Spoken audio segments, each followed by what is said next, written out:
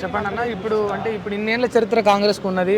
ఒకటే క్వశ్చన్ అడుగుతున్నా, మరి ఇన్నేళ్ల చరిత్ర మాత్రం పూర్తి చేసుకుంటుంది కాంగ్రెస్, కానీ సీట్ల లెక్కింపులో కావచ్చు, రాష్ట్రాలలో అధికారంలో కావచ్చు, మరి పైకి ఎదగలేకపోతా ఉంది.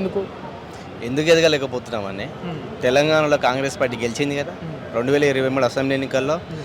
తెలంగాణకు జాతిపిత అని చెప్పుకునే కేసీఆర్ గానే ఓడగొట్టినాం. మంచి మెజార్టీతో తెలంగాణలో కాంగ్రెస్ పార్టీ ప్రభుత్వాన్ని, ప్రజాప్రభుత్వాన్ని ఏర్పాటు చేసినాం.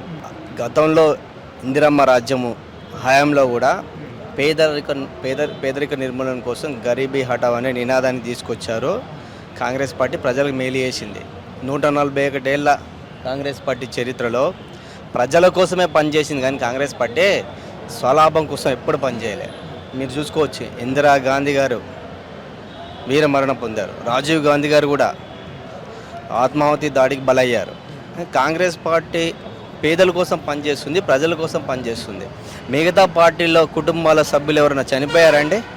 దయచేసి మీరు గమనించాలి. మరి ఇప్పుడు ప్రాణత్యాగాలే చేసిరంటే ఖచ్చితంగా ఇప్పటికి కూడా స్టిల్ ఈ దేశంలో మీరే అధికారంలో ఉండాలి.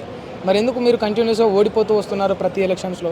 మా రాహుల్ గాంధీ గారు అదే చెప్తున్నారు, ఓట్ చోరీ నినాదాన్ని తీసుకొచ్చారు. అందుకే ఇప్పుడు వాళ్ళ అధీనంలో జేబు సంస్థలుగా సిఈసి కానీ, ఈడీ కానీ, సిబిఐ వంటి సంస్థలను మోదీ గారు తన గుప్పిట్లో పెట్టుకొని పరిపాలన సాగిస్తున్నారు.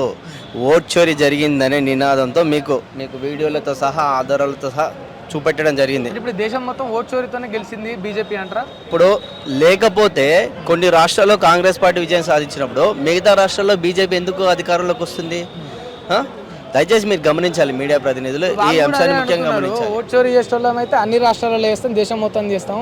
ఇప్పుడు తెలంగాణను ఎందుకు వదిలేస్తాం, కర్ణాటక ఎందుకు వదిలేస్తాం, మేము వీళ్ళు గెలవలేక అంటున్నారు అనేది వాళ్ళు కూడా మీ పైన వాదన ఉంచిండ్రు. మరి దయచేసి మీరు మంచి క్వశ్చన్ అడిగారు. తెలంగాణలో బీజేపీకి పోటీ చేయడానికి నాయకులు ఉన్నారా? 119 నియోజకవర్గాల్లో బీజేపీ పోటీ చేసే అభ్యర్థులు మీరు ఉన్నారా? దయచేసి చెప్పాలి. మీరు అనుకున్నట్టు కిషన్ రెడ్డి గారు కానీ, బండి సంజయ్ గారు కానీ, ఈ మధ్యలో చేరిన ఈటల రాజేందర్ కానీ, ఈ రాజాసింగ్ గారు కానీ, ఇప్పుడు గెలిచిన 8 మంది ఎమ్మెల్యేలు ఉన్నారు. మరి 119 మంది నియోజకవర్గాలు వాళ్ళ కంటెస్టెడ్ అభ్యర్థులు ఎవరున్నారండి బీజేపీకి? అంటే ఇక్కడ బలం లేదు కాబట్టి ఆరోపణలకు ఎక్కువ బలం చేకూరుతుంది కాబట్టి తెలంగాణలో పాగవేద్దని బీజేపీ అధినాయకత్వం నిర్ణయించుకున్నదని నేను తెలియజేస్తున్నాను.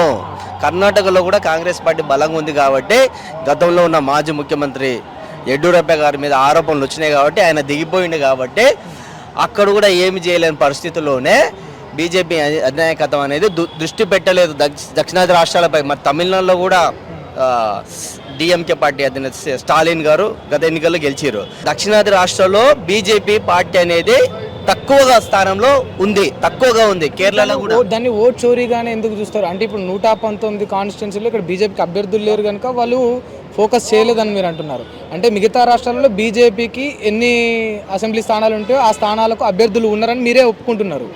ఉన్నారు అంటే అక్కడ బీజేపీ బలంగానే ఉండి గెలిచింది అని అనుకోవచ్చు కదా. మరి బలంగా ఉందంటే వాళ్ళు అట్లా ఆరోపణలు చేస్తున్నారు. ఇప్పుడు ప్రజలను మభ్యపెడుతున్నారు. మోదీ గారు ఇచ్చిన హామీలు ఏమైనా నెరవేర్చినాయండి? ఏటా 2 కోట్ల ఉద్యోగాలు అన్నారు. 2 కోట్ల ఉద్యోగాలు అంటే ఇప్పటికి ఎన్ని ఏళ్ళు? 12 ఏళ్ళు అయిపోయింది కదా, 10 ఏళ్ళు అయిపోయింది కదండి. అంటే ఇంకా ఇప్పుడు 2 ఏళ్ళు అయిపోయింది, ఇప్పుడు రీసెంట్గా వచ్చి. మరి 24 కోట్ల ఉద్యోగాలు ఎవరికి ఇచ్చారండి మోదీ గారు? నేను అడుగుతున్నాను, ఒక నిరుద్యోగ యువకుడిగా నేను మోదీ గారిని ప్రశ్నిస్తున్నా. మీరు ఇచ్చిన ఉద్యోగాల హామీ ఏమైంది? స్విస్ బ్యాంక్ నుంచి డబ్బులు తెస్తానన్నారు, ప్రతి ఒక్కరి అకౌంట్లో 15 లక్షలు వేస్తామన్నారు. అది ఎక్కడ పోయిందండి? ఇప్పుడు మహాత్మా గాంధీ గ్రామీణ ఉపాధి హామీ పథకాన్ని నిర్వీర్యం చేసిండ్రు. జీరామ్జీ బిల్లుని తీసుకొచ్చి పేదల కడుపు కొట్టిరు. గ్రామాల్లో రెక్కాడితే కానీ డొక్కాడని ప్రజలు నివసిస్తున్నారండి, ఉన్నారు. మరి వాళ్ళకు పని దినాలు కల్పిస్తున్నది కాంగ్రెస్ పార్టీ ప్రభుత్వం. సుమారు దాదాపు 20 ఏళ్ల క్రితాన్ని మన్రేగా పథకాన్ని తీసుకొచ్చింది కాంగ్రెస్ పార్టీ ప్రభుత్వం. యూపీఏ హయాంలో నాటి ప్రధానిగా దివంగత ప్రధాని మన్మోహన్ సింగ్ గారు ఉన్నప్పుడు చట్టం దాల్చింది.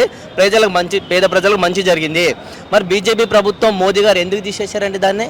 అంటే కాంగ్రెస్ పార్టీ లేకుండా చేయాలని మోదీ గారు కంకణ కట్టుకుంటుందని ఈ సందర్భంగా నేను తెలియజేస్తున్నాను.